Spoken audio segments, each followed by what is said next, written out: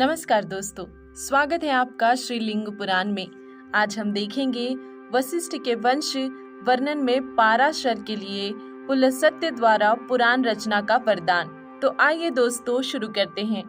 ऋषि बोले, हे सूत जी, रुधिर राक्षस ने छोटे भाइयों के साथ शक्ति ऋषि को कैसा खा लिया, यह कथा हमें कहिए। सूत जी बोले, रुधिर नाम का राक्षस वशिष्ठ के पुत्र शक्ति को अनुजों सहित भक्षण कर गया। वशिष्ठ जी कलमाशपात राजा के यहाँ यज्ञ करा रहे थे। विश्वामित्र से प्रेरित वह राक्षस भाइयों सहित शक्ति को भक्षण कर गया।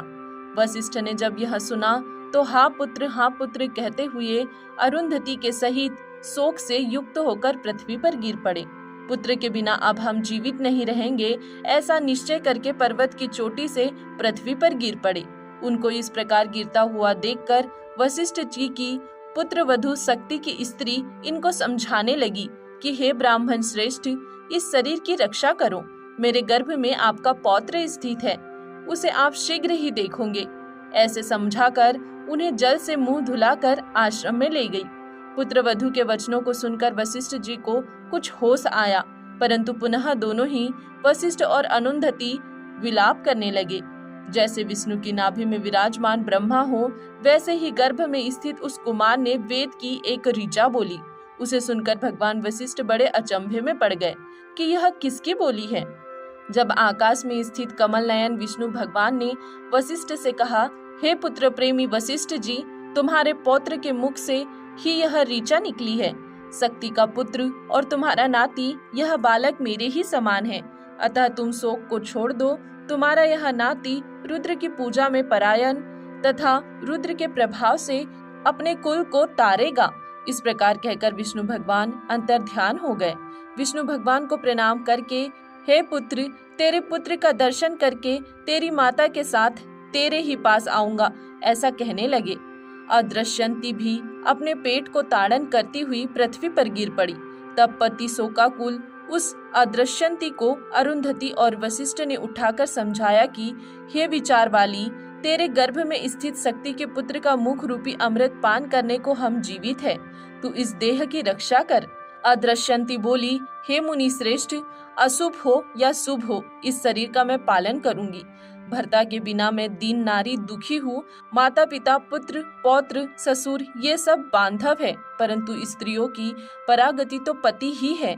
मेरे हृदय की कठोरता देखो कि प्राण समान पति को त्याग कर अभी जीवित हूँ। ऐसे पुत्र वधु के वचन सुनकर वशिष्ठ जी उसे समझाकर अरुंधति के साथ आश्रम में ले गए। वह गर्भ का पालन करती हुई 10वें मास में पुत्र उत्पन्न करती हुई, जिस प्रकार अदिति ने विष्णु को उत्पन्न किया था, शक्ति के पुत्र उत्पन्न होने पर पितृश्वर बड़े प्रसन्न हुए। देवता पुष्पों की वर्षा करने लगे। आश्रम के मुनि लोग भी हर्षित हुए।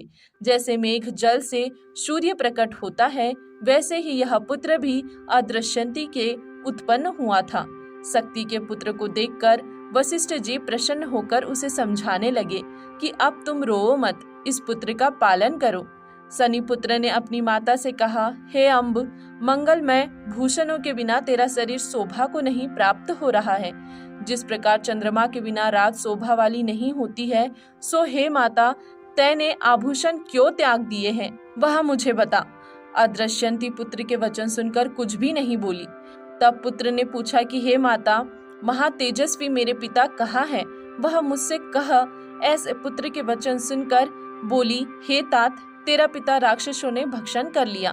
ऐसा कहकर पृथ्वी पर गिर पड़ी।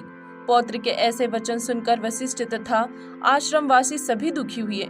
माता के वचन सुनकर कि पिताजी को राक्षसों ने खा लिया, तब तो वहां पाराशर नामक पुत्र बोला, हे माता, चराचर सहित तीनों लोक रुद्र का स्वरूप है, सो मैं उनका पूजन करके क्षण मात्र में अपने पिता के आपको दर्शन कराऊंगा। पुत्र के ऐसे वचन सुनकर माता बोली, तेरा यह वचन सत्य हो तो शिव का पूजन कर।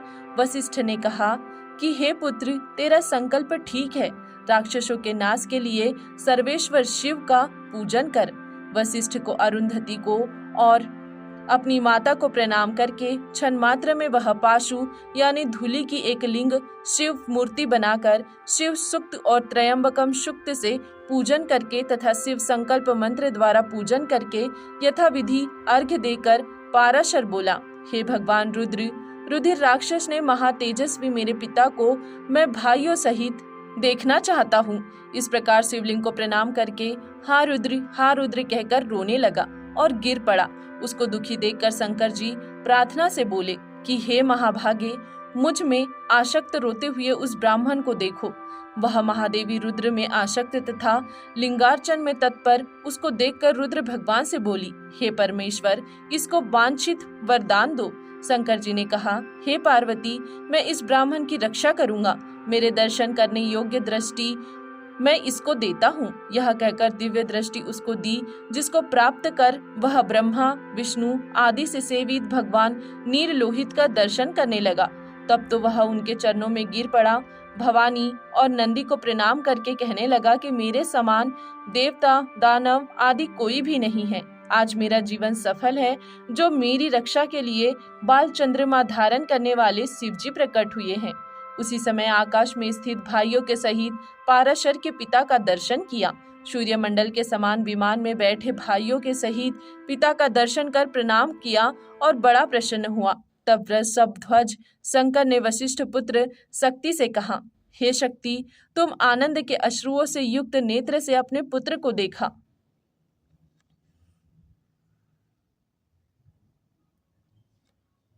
तुमने आनंद के अश्रुओं से युक्त नेत्र से अपने पुत्र को देखा। अरुंधति कल्याणी माता को, भार्या को तथा पिता वशिष्ठ को देखो तथा माता पिता को नमस्कार करो। शंकर की आज्ञा से शक्ति ने माता पिता को प्रणाम किया। शक्ति बोली, हे वत्स, हे पुत्र पाराशर, तुमने गर्भ में स्थित मेरी रक्षा की है। मैंने अनुमादित ऐश्वर्य तेरे मुख को देखकर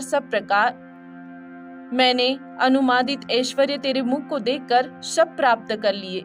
अदृश्यंती, अरुंधति तथा पिता वशिष्ठ, इन सब की रक्षा करो। हे पुत्र, हमारे सब वंश को तुमने तारण कर दिया। पुत्र से लोक को जीतने वाली श्रुति को तुमने चरितार्थ कर दिया। अब तुम शंकर जी से इच्छित वरदान मांगो। मैं भी भाइयों सहित पिता को प्रणाम करके भार्या को देखकर तथा शंकर को प्रणाम करता हूँ। और ऐसा कहकर प्रणाम कर शक्ति पितृलोक को चले गए। तब महादेव जी भी पाराशर पर अनुग्रह करके अंतर ध्यान हो गए। शिव के चले जाने पर महेश्वर को प्रणाम करके मंत्रों के द्वारा राक्षसों को वह पाराशर जलाने लगा। मुनियों सहित वशिष्ठ जी ने कहा, हे तात, क्रोध मत करो। राक्षसों ने तुम्हारे पिता का कुछ अपराध नहीं किया। क्रोध मूर्खों को होता है, बुद्धिमान लोग क्रोध नहीं करते। हे तात, कौन किसको मारता है, यश और तप का क्रोध नाश करता है। इससे अनअपराधी राक्षसों को नाश मत करो। इनको छोड़ो, क्योंकि साधु क्षमा के समान होते हैं। वशिष्ठ के वाक्य से पाराशर ने राक्षसों के मारने वाले यज्ञ को समाप्त किया। वशिष्ठ जी इससे प्रसन्न हुए। इस यज्ञ में ब्रह्मा के पुत्र पुलस्त्य जी भी पधारे। वशिष्ठ जी ने इनको अर्घ्य पाघ्य से पूजन कर आसन पर बैठाया। प्रणाम करते को देख मुनि बोले कि हे पाराशर, वशिष्ठ के वाक्य से यज्ञ समाप्त कर क्षमा को तुमने धारण किया है। इससे तुम सर्व शास्त्रों को जान जाओगे। हे महाभाग, दूसरा वर यह भी मैं देता हूँ कि तुम पुराण संहिता को रचने वाले होंगे। प्रवृत्ति और निवृत्ति के कर्म में तुम्हारी बुद्धि निर्मल रहेगी। मेरी कृपा से तुम असंदिग्ध रहोगे। फिर भगवान वशिष्ठ बोले, हे तात, महात्मा पुलस्त्य ने जो कहा है वह सब सत्य हो। तब पुलस्त्य और वशिष्ठ के प्रसाद से पराशर ने वैष्णव यानी विष्णु पुराण की रचना की। 6 प्रकार का समस्त अर्थ, शास्त्र और ज्ञान का संचय इसमें भरा है। 6000 मंत्रों के वेदार्थ से मुक्त पुराण संहिता में चौथा पुराण है। यह मैंने वशिष्ठ के वंश का वर्णन संक्षेप से और शक्तिपुत्र पराशर का प्रभाव तथा वर्णन आप लोगों को सुनाया। दोस्तों, आज के लिए इतना ही। इसके आगे देखेंगे हम अगले वीडियो में। तब तक के लिए धन्यवाद।